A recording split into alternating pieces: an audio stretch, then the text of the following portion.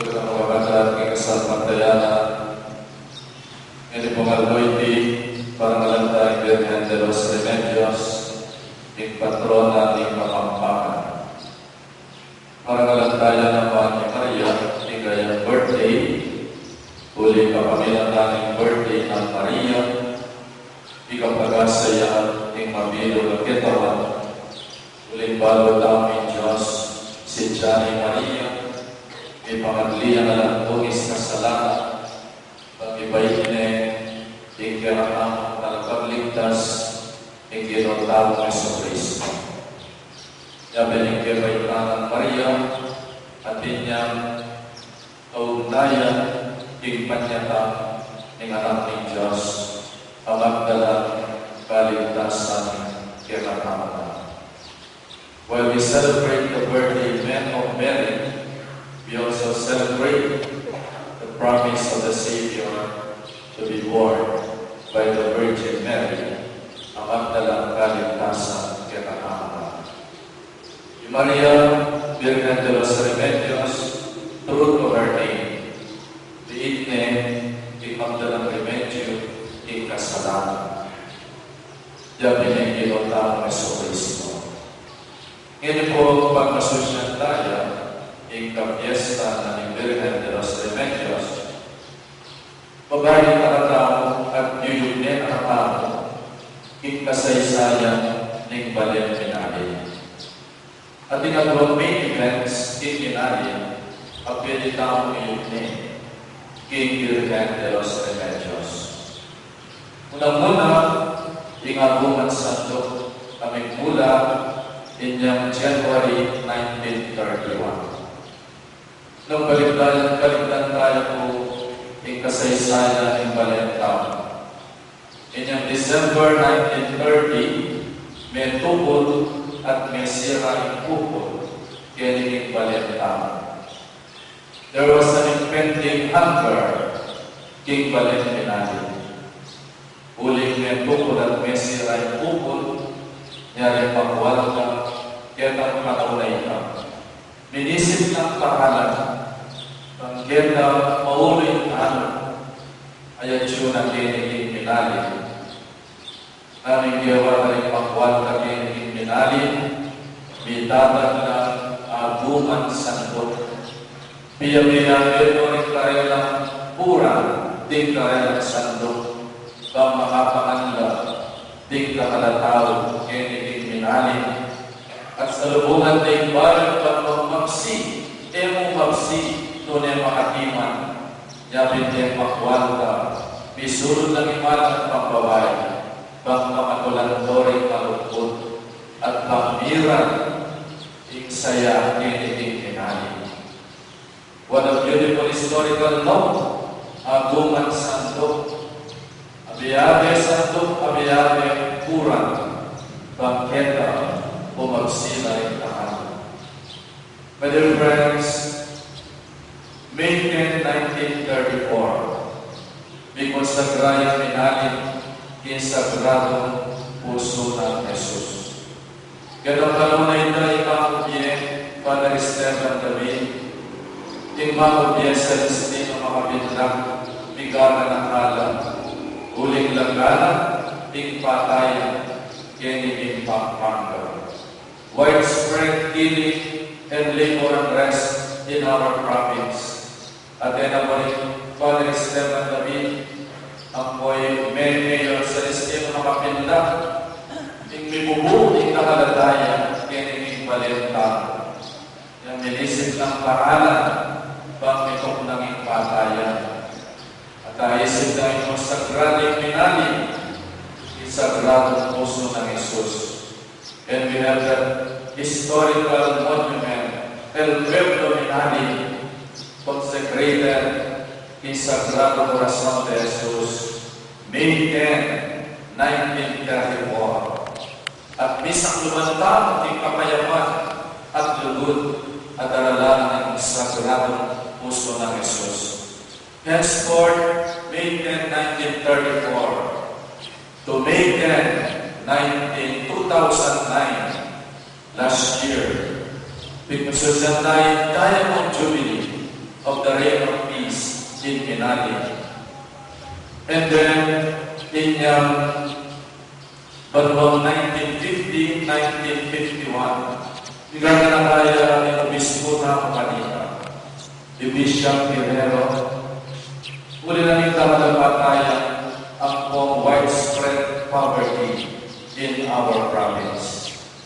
Sa munisipyang Parana, hingga ang malugod na Obispo, pag-bisang neto ane igalawigang Kapampangan, ng mitong nang ipatayan, bloodshed, ang buong labor unrest, at bangkir na maulo, tingdanot mo naman kiniking Kapampangan. At ginahaing tingkiratang Obispo kanina yung Bishop Guerrero, apilinin, in larawan ni Virgen de los Remedios. Aming mula ka rin ni Palini, San Fernando. At inilalawan ni Virgen de los Remedios, iyang ginamit na paraking krusada. Aming mula iyang May 1, 1952. Migmula yung krusada ni Virgen de los Remedios at inilalawan na ginamit na kitang larawan ng Virgen de los Remedios ng Palini. Naming purpose na niting krusada to prevent more bloodshed and to unite Kapampangan and to alleviate the widespread poverty in our province. Later on, in Virgen de los Remedios, may gindalan niya for evangelization and mission, karimbanang balen, karimbanang bayo, na ningkiratang lalawigan. Naging dalan niya ng krusada ng Virgen de los Remedios. Banggit ang ilagana ng maya kabalita ng kaligtasan, ng maya kabalita ng kamayapan, pamisan meron at pamikakalulo, kingkiratang lalawigan Kapampangan. Miyabi na rin pangwanda ang poring kalulu. Miyabi na rin ekaral ang poring ekaral. Ding biyasang poring alin. Ding talapagobra ang poring landlords, tenants and landlords, the rich and the poor, the educated and the uneducated, walking together, eating together, praying together. Bisan merkumano ng Virgen de los Remedios. And then, di na tayo nalbo, tinutiyaman ng krusada ng Santo Cristo del Perdón. Uli ni Maria at inyong kabaldukan. Pauli ng kiratang Ginong Yeso Cristo. Tinubiya ng Santo Cristo del Perdón. Yung krusada ng Virgen de los Remedios. Bangin palagana ng mayong kabalika ng kapatawaran. Perdón is pardon. Alam kapayapan ng alang reconciliation. At kapayapan ng alang kami pamahatawad. My dear friends, King Gospel Trinitario, King Virgen Maria, Sinopane, Isabel, King kayang pamilya. Ito kamasan din ang quality ng Virgen de los Remedios, ng Virgen Maria. Inyang balong na ng Virgen Maria at imasipit ang pamangailangan. Imbiyan ng Isabel, akala ka ng bulan, akakagli, matwane, at kadagar pinit lang siya ni Maria, king Uderia, bangsaw mane, king pisa ng Isabel, king oras ng kayang pamanak. O yan ni Maria.